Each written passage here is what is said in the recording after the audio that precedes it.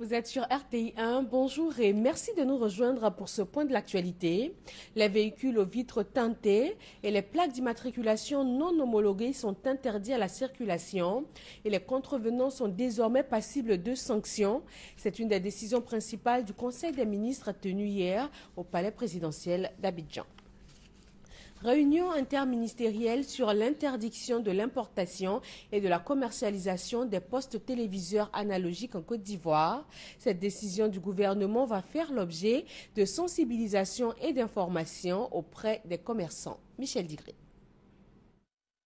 Interdiction d'importer et de commercialiser des postes téléviseurs analogiques. Une semaine après l'adoption du décret en Conseil des ministres, la panique s'installe chez plusieurs opérateurs économiques du secteur de l'électroménager. Moi, j'aimerais d'abord, qu'est-ce qui est analogique, qu'est-ce qui est numérique. Nous qui vendons les téléviseurs analogiques aujourd'hui, le gouvernement prend un décret qui dit que vous allez supprimer. Mais nous, aujourd'hui, quel sera nos sorts? Les gens sont paniqués, les gens ont peur, ils ne savent pas de quel type de télé il s'agit. Et donc, pour le moment, ça fait que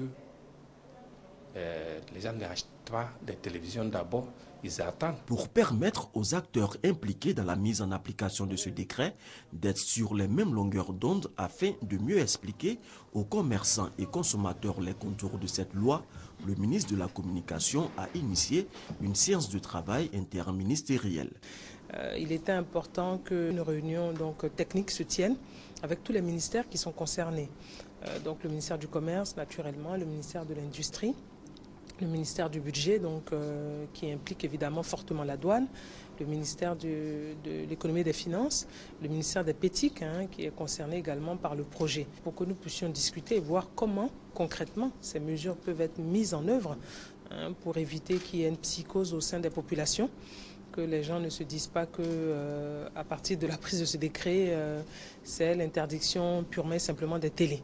Mais pour l'heure, quel avenir pour les télévisions analogiques au moment où pointe à l'horizon le basculement au numérique? Aujourd'hui, les gens, il ne faut pas qu'ils changent leurs habitudes, il ne faut pas qu'ils jettent leur télévision à la poubelle. Tout ce qu'on dit, c'est que les nouvelles télévisions qui devront être importées et commercialisées en Côte d'Ivoire devront être conformes à la nouvelle norme de diffusion. Mais les anciennes télévisions auront toujours besoin de simplement un décodeur pour pouvoir fonctionner. Une télévision numérique peut ressembler à une télévision analogique. Il faut maintenant demander à votre revendeur, à votre conseil, qui vous dira si cette télévision est à la norme DVB-T2. La Côte d'Ivoire, à l'instar des pays membres de l'Union internationale des télécommunications, s'est engagée à basculer son système de diffusion télévisuelle de l'analogique au numérique à la date du 17 juin 2015. Le président de l'Assemblée nationale française, Claude Bartolone, est attendu ce jeudi sur le sol ivoirien.